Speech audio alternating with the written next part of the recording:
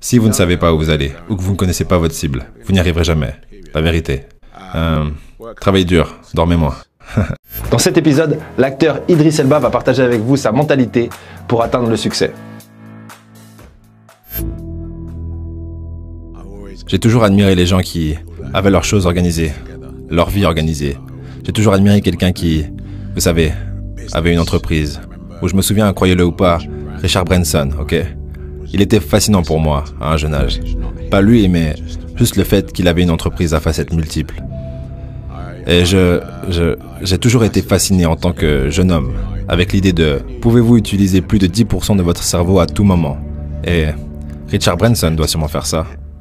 Mes parents ont travaillé très dur. Ils venaient de, vous savez, l'ouest de l'Afrique et sont venus en Angleterre avec pas beaucoup. Je voulais travailler aussi dur qu'ils l'ont fait, dans mon domaine. L'accomplissement.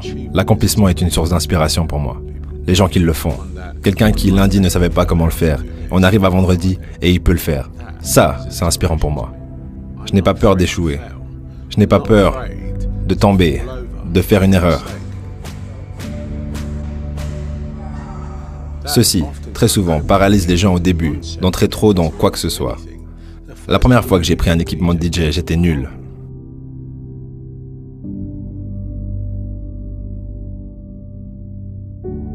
Nul maintenant.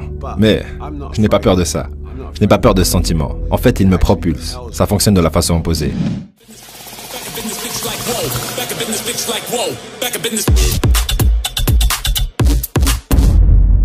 Je suis comme un gars plein d'énergie. Comme je peux faire 18-22 heures par jour facilement.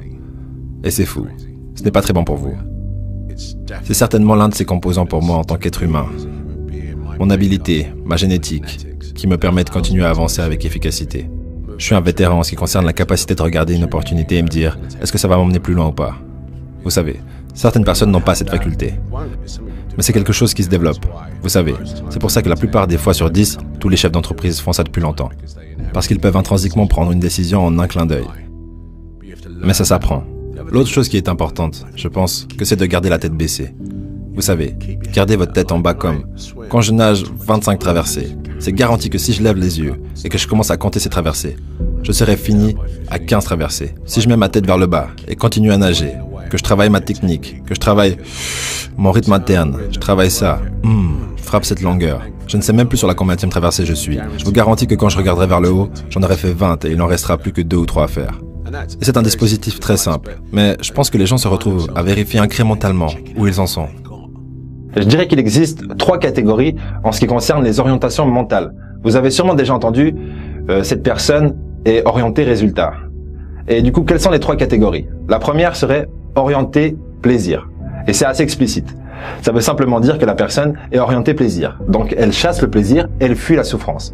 Bien sûr, cette personne peut avoir des objectifs par-ci, par-là, mais elle n'a pas forcément une mission de vie. La deuxième orientation mentale, je vais y arriver, c'est être orienté résultat. Il y a 2 problèmes avec les personnes qui sont orientées résultat.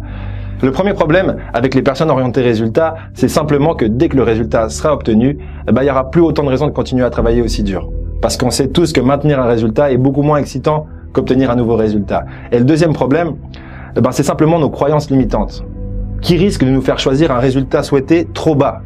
Alors qu'une personne, et là ça me fait venir à la 3e catégorie d'orientation mentale, et du coup c'est la catégorie orientation processus. La personne qui est orientée processus, bien sûr qu'elle a un intérêt pour les résultats qu'elle obtient, mais avec ou sans résultat, elle est là pour le process. Elle est là pour justement baisser la tête et charbonner sur ce qu'il y a à charbonner. Et ça, vous savez, quand vous êtes comparé à quelqu'un d'autre ou quoi que ce soit, c'est juste une recette pour la catastrophe. Continuez juste à avancer, vous savez. Je trouve que c'est le plus important. Je pense qu'un grimpeur en montagne vous dirait probablement la même chose. Vous savez, il n'y a pas de sens à regarder la différence entre escalader 30 mètres et 500 mètres. C'est un point de vue. Vous ne savez pas quand vous arriverez au sommet jusqu'à ce que vous y arrivez, l'ami. Et c'est de ça que vous devez vous rappeler. Donc c'est une partie de mon fonctionnement pour mes actions journalières. C'est, vous savez, juste d'y aller. Et ne pas regarder en bas.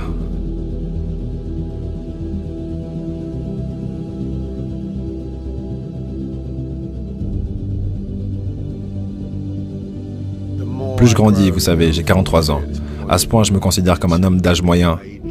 Et le bonheur, est sans aucun doute la meilleure chose que je m'efforce d'atteindre. La santé et le bonheur, je ne plaisante pas. Tout ça ne veut rien dire si je n'en suis pas heureux. Ma révélation a été effectivement de décider que je voulais être un acteur et entrer dans une université d'art dramatique. Pas une université d'art dramatique, j'ai fait des cours d'art du spectacle. Ça a changé ma vie. Ça a transformé mes rêves en réalité.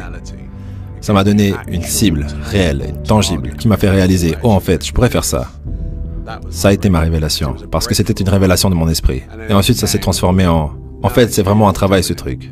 Et là, ça a été la révélation qui a laissé partir cette idée que c'était juste une blague. Lorsqu'il s'agit de travail, je trouve que c'est vraiment intéressant de revenir aux sources. D'où vient le mot « travail » ?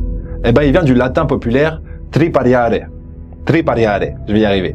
Et qu'est-ce que tripariare? C'est simplement, ça veut dire torturer avec un objet de torture qui est le tripalium.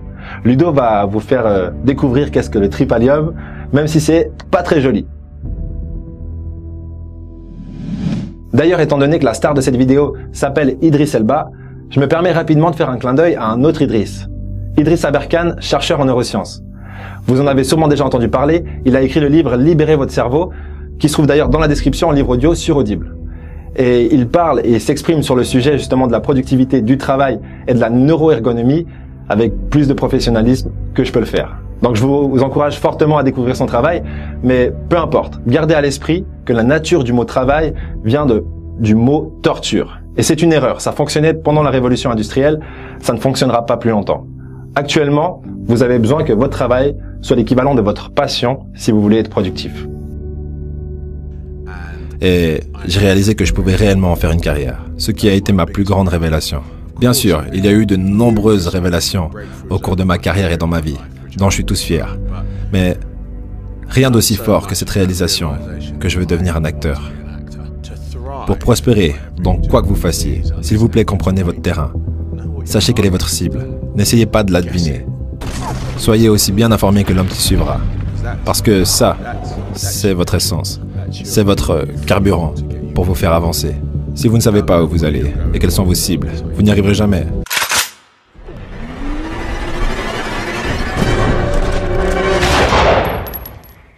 La vérité. Travaillez dur, dormez moins. Avec le temps, j'ai réalisé que la question n'a jamais été « Que faut-il que je fasse aujourd'hui pour pouvoir avoir terminé ?» Pour pouvoir terminer ma journée. La question n'est pas ça. Au contraire, la question est « Qu'est-ce que je dois faire pour pouvoir durer plus longtemps ?» Aujourd'hui, demain et après-demain. N'oubliez pas ça, et si la vidéo vous a motivé, n'oubliez pas de lâcher un pouce en l'air et de motiver un ami en retour en partageant cette vidéo. Et restez comme d'habitude jusqu'à la fin de l'épisode avec nous pour découvrir le prochain épisode qu'on découvre tout de suite. Ces jours où je suis fatigué, ou usé, ou juste fondamentalement fatigué de charbonner. Qu'est-ce que je fais ces jours-là ?